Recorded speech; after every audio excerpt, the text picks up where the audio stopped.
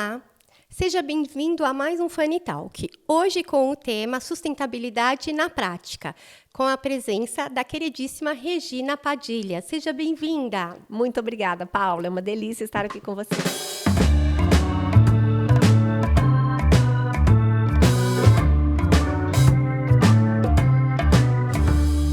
A Regina, arquiteta, mestra em arquitetura sustentável, certo? Sim.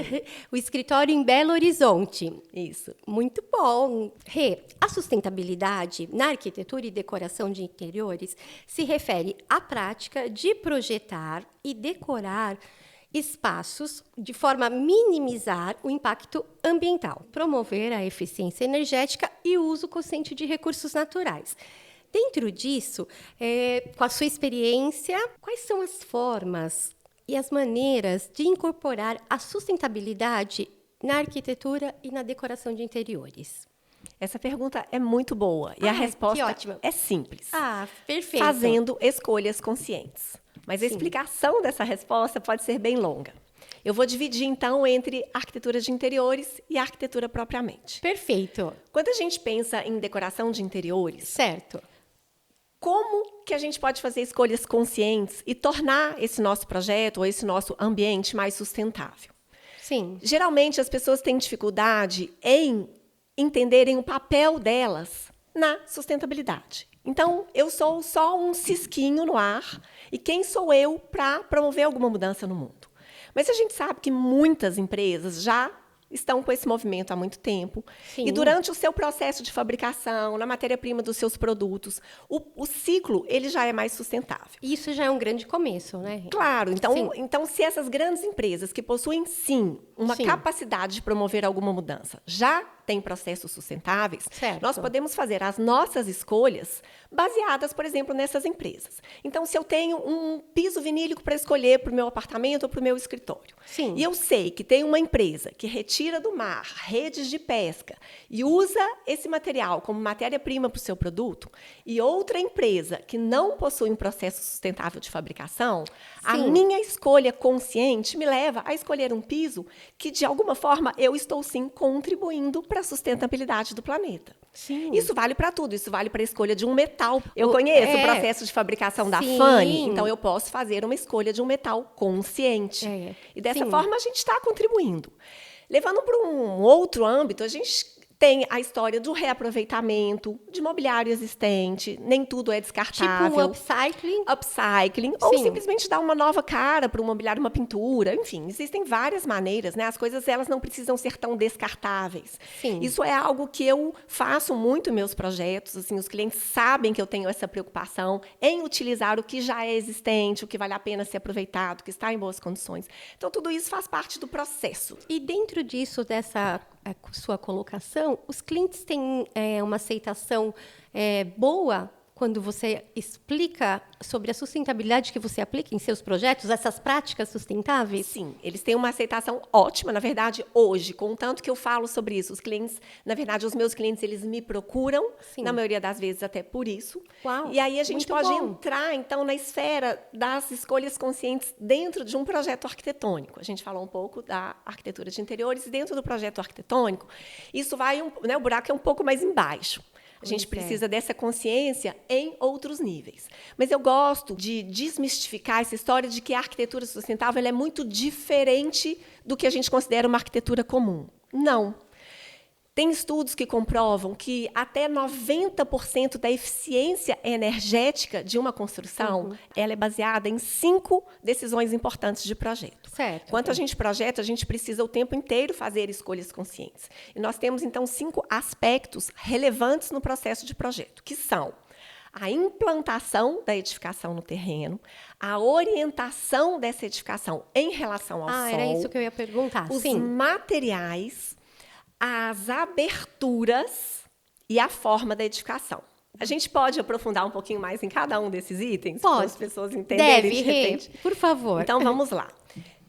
Implantação da edificação no terreno. Imaginem que eu tenho um terreno íngreme. Certo. Como que a minha edificação será implantada nesse terreno? Eu vou respeitar a topografia? Essa edificação ela vai acompanhar essa topografia? Ou vai ser uma edificação totalmente suspensa? Como as palafitas, por exemplo, que são aquelas casas construídas como se fossem pernas suspensas. Nosso modernismo, né?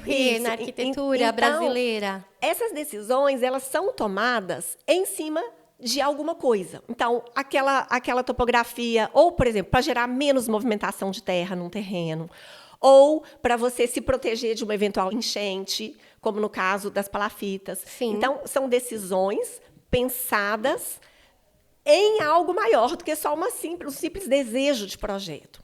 A mesma coisa a orientação solar. A arquitetura sustentável ela pode ser chamada também de arquitetura bioclimática. Climática vem do clima, certo, e o bio do homem, ou seja, são os efeitos do clima sobre o homem. Sim. Então, como que aquela arquitetura, aquela construção vai se comportar em relação ao clima? Então, a orientação solar, eu brinco que o sol é a estrela da festa. O sol Depende é a estrela também da arquitetura sustentável. Maravilhoso. Porque é a partir dele que nós tomaremos muitas decisões. Sim. Então, se estamos em um local quente, sim, a intenção é nos protegermos do sol, proteger aquela edificação do sol. Se estamos em uma região muito fria, a intenção é expor a edificação ao sol para que ela se aqueça. Então, aí é a decisão da orientação solar da edificação. Você sabe, essa parte eu amo em projetos. É muito fantástico isso, você contribuir, né, ter uma contribuição no seu projeto como o sol, que é algo intangível. E isso aplicado tem, como você disse, tem muita importância. Muita importância, porque é isso que vai garantir a eficiência energética da construção. Então, se eu já tomei uma decisão sobre como que ela vai ser implantada, como que ela vai ser orientada, sim, com base naquela orientação, eu defino os materiais da construção. Eu quero reter mais calor, eu quero repelir esse calor, sim, então aí a gente escolhe os nossos materiais. O tipo de abertura, eu preciso de ventilação cruzada? Não preciso? Ventilação cruzada, obviamente, é sempre bem-vinda, porque mesmo nos locais frios a gente tem um momento... Até, desculpe cortar, Rê, você tem visto agora os novos projetos de construção, né, vertical, que eles estão se preocupando com a ventilação cruzada. Aqui mesmo, em São Paulo, nós já temos projeto da EZTEC, que o apartamento tem ventilação cruzada. Um passo muito importante. Mas para você tomar uma decisão, por exemplo, de uma ventilação cruzada, para você tomar uma decisão consciente, a gente está falando o tempo inteiro de consciência, você precisa conhecer, por exemplo, o sentido dos ventos naquela região, porque não adianta eu abrir uma janela, querer que ali seja, né, o caminho principal do ar na minha edificação, sendo que é o sentido contrário do vento, tem que ter um estudo sobre. Então, exatamente, a gente precisa de consciência, a gente precisa de fazer essas escolhas conscientemente para que aquilo ali realmente tenha um resultado. E, por fim, então, eu falei de aberturas, falei de materiais, falei de implantação, de orientação. Pode falar mais, que tá ótimo. Para a gente fechar a forma, porque aí é um conjunto, né? A gente não decide nada sozinho. Se eu tenho uma forma mais alongada, por exemplo, eu vou expor mais a minha edificação ao sol, ao vento. Sim. Será que é isso que eu quero para o projeto? Será que eu quero uma edificação mais densa? Então, esse conjunto de decisões, esse conjunto de escolhas que nós fazemos, todas interligadas, nos leva a ter uma arquitetura consciente e, consequentemente, sustentável e com menor consumo energético. Sim, afirmando, nesse caso, a sustentabilidade 100%, concorda, Rê? 100%, porque o que a gente pode fazer depois disso são entrar com ferramentas, entrar com novos recursos, sim, que vão melhorando ainda mais aquela eficiência. Sim. Então, eu posso ter, por exemplo, um sistema de aquecimento de água, que eu já economizo os chuveiros elétricos. Eu posso ter placas fotovoltaicas para gerar a energia que aquela edificação vai consumir. Então, são coisas a mais, são ferramentas, novidades, coisas mais modernas que nós temos para agregar ao projeto. Mas a essência do projeto arquitetônico, sim, ela já deve ser consciente. Perfeito. Lá na década de 50, os arquitetos modernistas que você mencionou, sim, eles já trabalhavam um conceito que a gente conhece como genius loci, que sim, é o caráter essencial do lugar. Então, como que aquela edificação vai conversar com o seu entorno, como que ela vai se inserir onde ela está. E quando a gente fala de inserção, a gente está falando só de estética. A gente está falando de em que clima que ela está, qual a orientação, isso tudo que eu acabei de dizer. Então, os arquitetos modernistas, eles tinham muita consciência disso. O MASP, por exemplo. Já praticavam uma arquitetura Frank Lloyd Wright. Sim. Enfim, temos diversos exemplos para estar. Já praticavam uma arquitetura consciente e sustentável, mas sem esse selo ainda. e sem toda essa tecnologia que hoje a gente consegue colocar de outras formas. E no passado, sustentabilidade nem se falava, né? Nem se falava. Na verdade, foi na década de 70, quando houve a primeira crise mundial do petróleo, que o homem parou e pensou, poxa, o petróleo é um recurso limitado, e o que a gente pode fazer a partir de agora para começar a pensar novas formas de morar, de viver e para reduzir esse consumo energético. Então, foi uma crise do petróleo que desencadeou toda essa discussão de uma forma mais consciente, mas a consciência, na verdade, mas o inconsciente arquitetônico já trabalhava isso desde sempre e muito forte na época modernista, como eu acabei de dizer. Perfeito. Até mais forte do que hoje, Rê? Acho que mais forte do que hoje, não, porque a gente o momento presente, ele é sempre mais rico do que o passado, se a gente conseguir absorver toda a experiência e conseguir fazer algo melhor em cima disso. Então, a gente já tem o conhecimento toda também, a experiência, né? E todo o conhecimento. Então, hoje, a gente pode trabalhar com muito mais ferramentas. Então, é o que eu digo, pegando o nosso conhecimento, tendo consciência do que a gente está fazendo e trazendo o máximo que a gente pode de ferramentas e de decisões, a gente consegue fazer algo ainda melhor. Rê, nós podemos citar o arquiteto italiano Renzo Piano, Norman Foster, como destaque mundial na arquitetura, tanto nas cidades sustentáveis como na arquitetura sustentável. Aqui no nosso país, no Brasil, Rê, quais são os escritórios ou quais são as referências, claro, além da pura arquitetura, em sustentabilidade? Essa pergunta é interessante, mas é difícil de responder também, porque são muitas referências, obviamente. E referências diferentes. Então, como você citou, Renzo Piano é um arquiteto que eu adoro, sou apaixonada, Norman Foster também. Eles possuem trabalhos incríveis e de grandes dimensões, trabalhos importantes, edifícios altamente tecnológicos, ou, enfim, papéis importantes nas cidades. Certo, Rê. Aqui no Brasil, a gente tem também referências diferentes, escritórios que às vezes atuam mais em edifícios, escritórios que às vezes atuam mais em urbanismo. Então, por exemplo, trazendo um pouquinho aqui para São Paulo. Triptych é um escritório que eu também adoro o trabalho, projetam muitos prédios. Mas por que eu gosto? Alguns escritórios que eu vou citar não têm esse selo da sustentabilidade, mas nem por isso não desenvolvam um trabalho muito consciente. Então, Triptych, o que me chama a atenção no trabalho deles? Um prédio, geralmente os prédios que a gente vê na cidade, possuem 4 fachadas iguais. Certamente. Para orientações solares completamente diferentes. Então, quando a gente olha os prédios do Triptych, você vê que existe uma preocupação, ou com uma proteção solar, ou com uma ventilação. Então, o prédio ele é pensado, ele é projetado de uma forma diferente.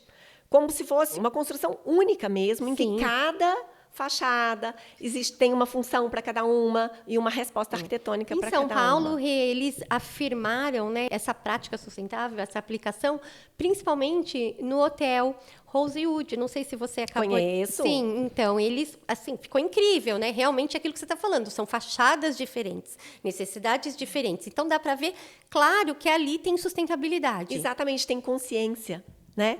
E aí a gente tem, por exemplo, por outro lado, Marcelo Rosenbaum, que possui projetos incríveis também, já com uma pegada um pouco mais social, junto com Terra Tuma, eles possuem projetos assinados juntos também, de escolas, trabalham muito material natural, trabalham muito a socialização da arquitetura, são escritórios que eu adoro. Mas nós temos profissionais também que possuem uma preocupação com o urbanismo muito grande. Para citar uma colega de BH, o escritório da Gisele Borges, é um escritório que tem essa preocupação urbanística grande. Então, a Gisele, no nosso grupo lá da ASBEA, que é a Associação Brasileira dos Escritórios de Arquitetura, ela está sempre levantando questões, discussões em relação a como que esse edifício vai conversar com a cidade, com o seu entorno, por que a gente aqui tem a tendência de isolar tanto os edifícios. Né? A gente, às vezes, conhecendo outras cidades aí no mundo afora, na Europa, eu já tive a experiência de viver quase 3 anos na Espanha, morei em Barcelona. Ai, que delícia. E a gente vê uma cidade em que o passeio é a extensão do edifício. E o projeto de urbanismo? Um projeto de urbanismo incrível, em que a gente tem um contato, né? O transitar na cidade é uma experiência diferente do que a gente tem aqui no Brasil muitas vezes. Então, essa relação de edifício e cidade, isso é muito interessante. Gisele está sempre levantando esse tipo de questões. A gente tem, talvez até por uma questão social, de segurança, a mania de fechar, de isolar os nossos edifícios. É cultural. Sim. Então, assim, cada escritório, cada profissional pode levar a sustentabilidade pode dar um enfoque diferente, de acordo com o trabalho que desenvolve. Então, são muitos escritórios a serem citados.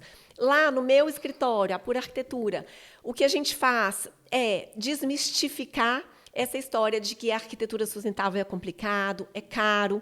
Eu mostro para os clientes que a gente pode, sim, trabalhar a sustentabilidade, às vezes de forma oculta. A casa dele vai ter a imagem que ele pretende, que ele sonha.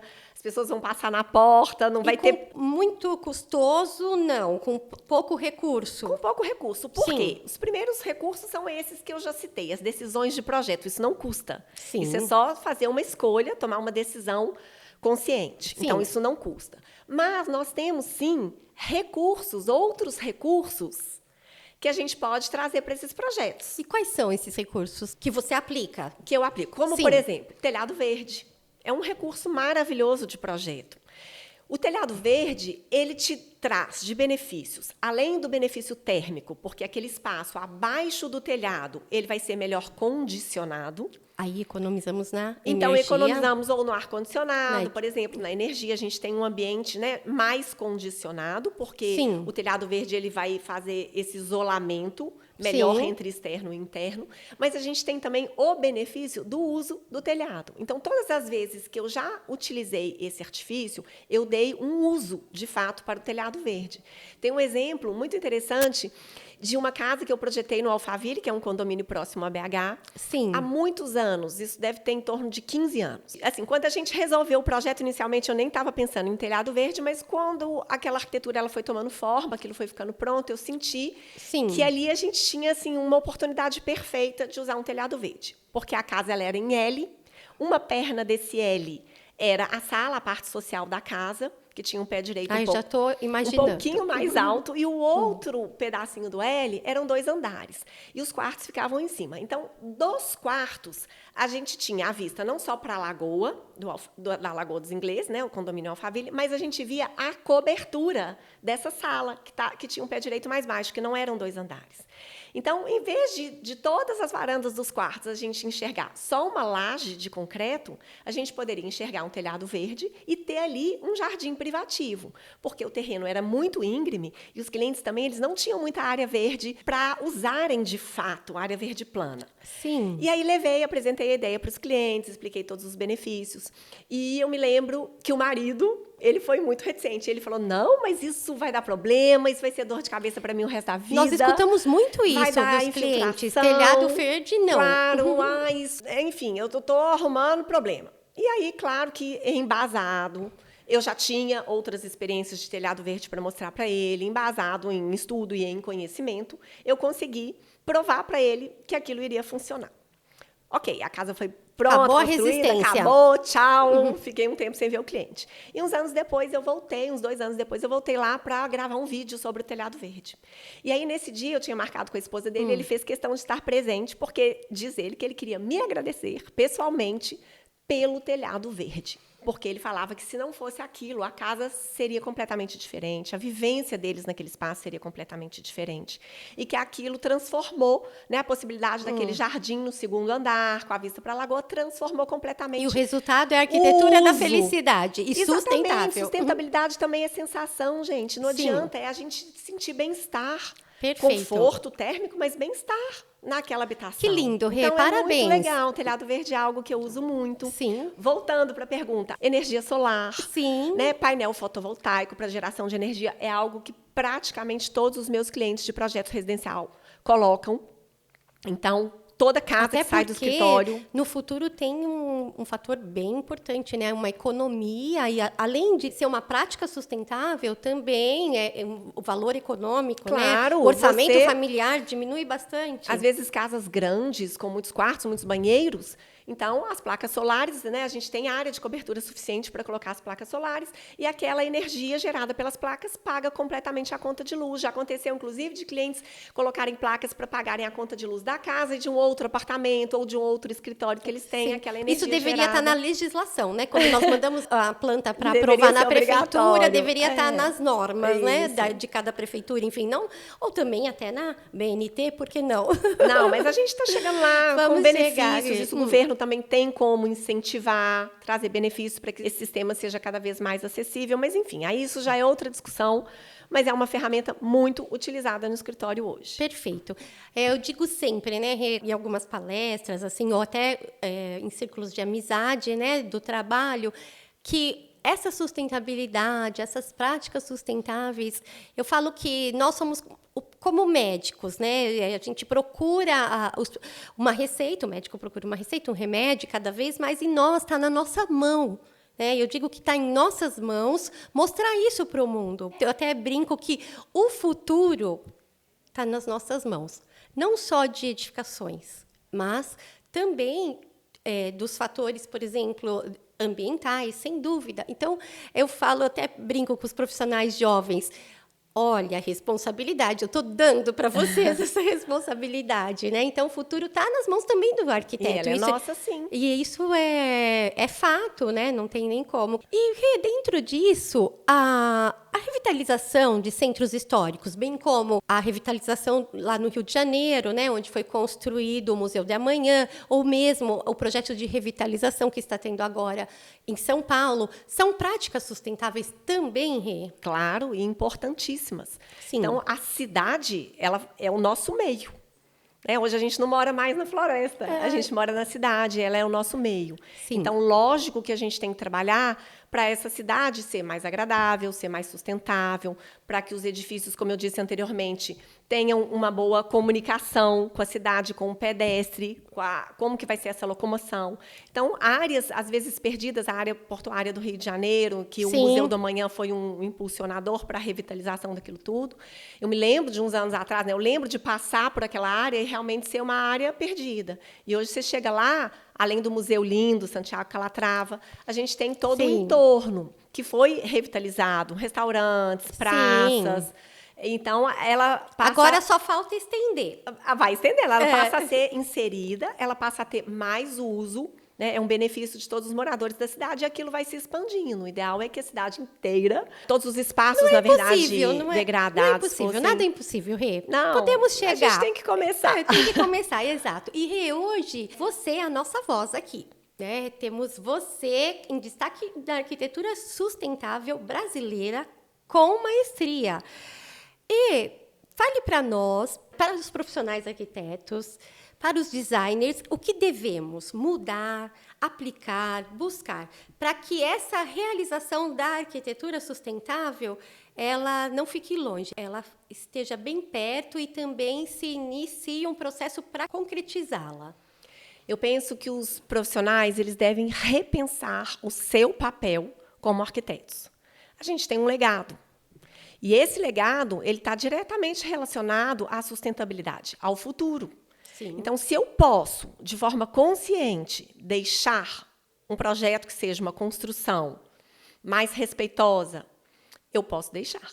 Então, a gente tem que repensar o papel, deixar de pensar que somos uma poeirinha insignificante e que não fazemos a diferença no mundo e começarmos a fazer a diferença. Perfeito, Rê, brava. Parabéns, viu? Muito bom. Obrigada, todo esse conteúdo. Paula, foi uma delícia, uma delícia. Eu brinco sempre aqui que todo esse conteúdo será parte da nossa evolução futura. Futura, talvez... Não, acho que presente. Futuro do presente. A mudança acontece agora. Exato. Olha, imensamente grata pela sua presença, veio lá de BH. Sim. Olha, nos sentimos lisonjeados, viu, Rê? Muito obrigada. Como a gente diz lá, foi bom demais da conta. Ai, foi bom demais. Esse hoje. Trem Muito foi obrigada. bom. Esse trem foi bom demais. Obrigada. E um outro recado importante que você está deixando aqui para nós, que realmente o coração da sustentabilidade é a consciência.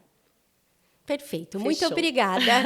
Assim finalizamos mais um Funny Talk e agradecemos ao Léo e ao Pedro da Latug por cederem esses mobiliários assinados para o nosso cenário.